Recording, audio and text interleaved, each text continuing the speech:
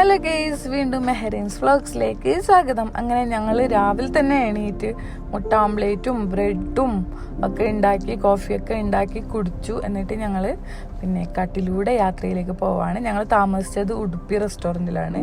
അപ്പോൾ ഇത് എവിടെയാണ് സ്ഥലം എന്ന് വെച്ചിട്ടുണ്ടെങ്കിൽ നമ്മുടെ വൈത്തിരിയുടെ അടുത്ത് തന്നെയാണ്. വൈത്തിരിക്ക് എത്തുന്നതിന് മുമ്പായിട്ടുള്ള സ്ഥലമാണ്. അത് ഏതാണെന്ന് എനിക്കറിയില്ല, അറിയുന്നവർ കമൻ്റ് ഇടാം. അങ്ങനെ ഞങ്ങൾ നേരെ പോകുന്നുള്ളത് പിന്നെ മുത്തങ്ങ ഫോറസ്റ്റിലോട്ടാണ്. മുത്തങ്ങ ഫോറസ്റ്റ് വഴി ഒരു 3 ഫോറസ്റ്റ് കവർ ചെയ്തിട്ട് വരാൻ വെച്ചിട്ടാണ്. ഇന്നലെ പോയ അതേ ഫോറസ്റ്റിൽ തന്നെയാണ് പോയിട്ടുള്ളത്. അപ്പം ഞങ്ങൾക്ക് ഇന്നലത്തെ പോലെ അല്ല കേട്ടോ, പോയ സൈറ്റിൽ തന്നെ ഞങ്ങൾക്ക് കുറച്ച് കാര്യങ്ങളൊക്കെ കിട്ടിയിട്ടുണ്ട്. ഞങ്ങൾ ഇന്നലെ കുറേ ദൂരം സഞ്ചരിച്ച ശേഷമാണ് ഒരു മാനിനെ പോലും കണ്ടിട്ടുണ്ടായിരുന്നുള്ളത്. ഇത് ഞങ്ങൾക്ക് അവിടെ എത്തിയപ്പോൾ തന്നെ മാനിനെ കിട്ടിയിട്ടോ, നല്ല മാനിനെ കിട്ടി. മാനിനെ കിട്ടിയപ്പോൾ തന്നെ നല്ല സന്തോഷമായി. നല്ലപോലെ സൈറ്റ് കിട്ടി മാനിനെ. അപ്പോൾ നമ്മൾ സഫാരി അല്ലല്ലോ ഇത് റോട്ടിൽ കൂടിയുള്ള യാത്രയാണ്. അപ്പോൾ റോട്ടിൽ കൂടിയുള്ള യാത്രയിൽ നമുക്ക് കുറച്ച് മൃഗങ്ങളെ കാണാമെന്ന് വെച്ചാൽ അതിലും വലിയ ഭാഗ്യമൊന്നുമില്ല. ഞാനാണെങ്കിലും മൃഗങ്ങളെ ഇങ്ങനെ പ്രേമിയാണ്. എന്തിനെ കാണും ഇങ്ങനെ ഇതാക്കി നിൽക്കുന്ന ഒരാളും കൂടിയാണ്. അങ്ങനെ ഞങ്ങൾ മുത്തങ്ങ ഫോറസ്റ്റിലൂടെ ഇങ്ങനെ യാത്ര ചെയ്യാണ് ഗൈസ്. കുറേ മാനിനെ കണ്ടിട്ടുണ്ടായിരുന്നു. അപ്പോൾ അതെല്ലാം ഇതിൽ ഞാൻ ഇട്ടിട്ടില്ല, നിങ്ങൾക്ക് മടുക്കേണ്ട വെച്ചിട്ട് ഇട്ടിട്ടില്ല. പിന്നെ നമുക്കൊരു ആനക്കൂട്ടങ്ങളെ തന്നെ കണ്ടില്ലേ, കുറച്ച് ദൂരമായിട്ടാണ് കണ്ടത്. കുറേ ആനകളുണ്ടായിരുന്നു. അമ്മയും മക്കളും അച്ഛനും ഒക്കെ അടങ്ങിയ ഒരു കൂട്ടമായിരുന്നു. അത് ശരിക്കും എടുക്കാൻ പറ്റിയില്ല. പിന്നെ ഞങ്ങൾ കാട്ടിൻ്റെ ഭംഗിയിലൂടെ ആ ഒരു പച്ചപ്പും ആ ഒരു എടുപ്പ് കണ്ടില്ലേ, ആ ഒരു ഇതിലൂടെ ഇങ്ങനെ യാത്ര ചെയ്യുമ്പോൾ കിട്ടുന്ന സുഖമൊന്ന് വേറെ തന്നെയാണ് ഗൈസ്. അങ്ങനെ ഞങ്ങൾ ഇങ്ങനെ യാത്ര പോയിക്കൊണ്ടേയിരിക്കുകയാണ്. എവിടെയെങ്കിലും ഒരു ആനിമൽ സൈറ്റിങ് കിട്ടുമോ എന്നുള്ള ഇതിൽ. അപ്പോഴിതാ റോഡിന് നടുക്ക് തന്നെ ഇരുന്നിട്ടുണ്ട് നമ്മുടെ കുരങ്ങന്മാർ. അവർക്ക് ഒരു കൂസലില്ല കേട്ടോ. നമ്മൾ വണ്ടി ഹോണടിച്ചാൽ പോലും അവർ കേൾക്കാത്ത മട്ട. പിന്നെ ആരൊക്കെ വന്ന് ഓടിച്ചപ്പോഴത്തേക്ക് അത് പോയി. അങ്ങനെ ഞങ്ങൾ മുത്തങ്ങ ഫോറസ്റ്റ് കഴിഞ്ഞിട്ട് ഞങ്ങൾ ബന്ദിപ്പൂർ ടൈഗർ റിസർവിലേക്ക് കയറിയിട്ടുണ്ട്. അപ്പോൾ അതിലേക്ക് കയറാൻ വേണ്ടിയിട്ട് 20 രൂപയാണ് ടിക്കറ്റ് ഉള്ളത്. അപ്പോൾ അതിൻ്റെ കൂടുതൽ ഡീറ്റെയിൽ ഒന്നും പറയാനില്ല. 20 രൂപ ടിക്കറ്റേ ഉള്ളൂ. അപ്പോൾ അതെടുത്ത് അങ്ങ് പോവാം. എന്നിട്ട് തിരിച്ചു വരുമ്പോൾ അത് കാണിച്ചു കൊടുക്കാം. നമുക്കിത് ഒരു ദിവസത്തേക്കുള്ള ടിക്കറ്റാണ്, എത്ര വേണമെങ്കിലും കറങ്ങാം. അതായത് ടൈമിംഗ് ഉണ്ട്, രാത്രി 9 മണി വരെയോ അങ്ങനെ എന്തോ ടൈമിംഗ് ഉണ്ട്. അത് കഴിഞ്ഞിട്ട് ഞങ്ങൾ ഇങ്ങനെ യാത്ര പോവാണ് ഗൈസ്. അപ്പോൾ എനിക്ക് ഞാൻ തന്നെ എടുക്കണമെന്നുള്ള ഒരു പൂതി വന്നു. അങ്ങനെ ഞാൻ ഡ്രൈവിങ്ങിൽ എടുക്കുന്ന ഒരു സീനാണ് നിങ്ങളിപ്പോൾ കാണുന്നുള്ളത്. എന്ത് ഭംഗിയല്ലേ, എനിക്ക് കാടെന്ന് വെച്ചാൽ എൻ്റെ ജീവൻ. ഇപ്പോൾ കടലും കാടും എൻ്റെ വികാരമാണ് പറഞ്ഞാൽ തീരുള്ള കേട്ടോ, അത്രയ്ക്ക് ഇഷ്ടം. പിന്നെ ഒരുപാട് മാനിനെ കണ്ടു. മാനിനെ കാണുമ്പോഴത്തേക്ക് മനസ്സിന് വല്ലാത്ത കുളിരാട്ടോ.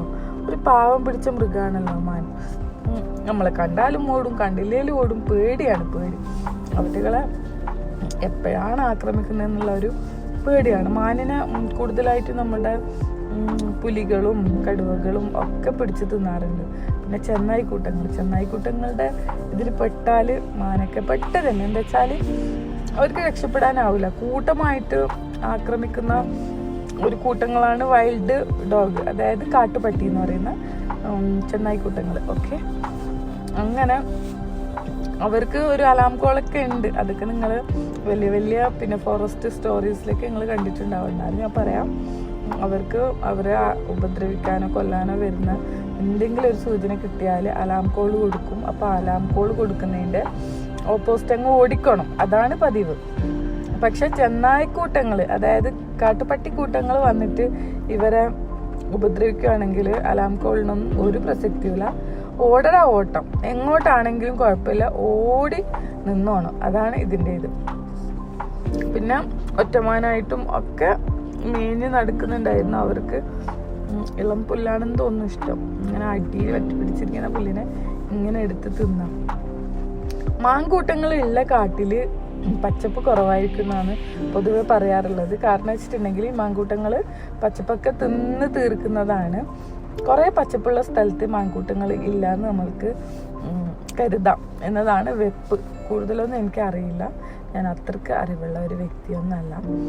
പിന്നെ നമ്മൾ ഇവിടെ ഇത് എന്താ ഫോറസ്റ്റിൻ്റെ തന്നെ സഫാരി എടുപ്പാണ്. ഇവിടുന്ന് സഫാരി എടുത്ത് പോകുന്നതാണ്. രാവിലെയും വൈകുന്നേരമാണ് ഇവിടുത്തെ സഫാരി ഉള്ളത്. അപ്പോൾ സഫാരി പോകാമെന്ന് വെച്ചിട്ട് എൻ്റെ അനിയത്തി സമ്മതിച്ചില്ല. അവൾക്ക് കാട്ടിലൂടെയുള്ള യാത്ര പേടിയാണ് ഗൈസ്. പക്ഷേ എനിക്ക് പേടിയൊന്നുമില്ല. ഞങ്ങൾ തിരിച്ചു വന്നു.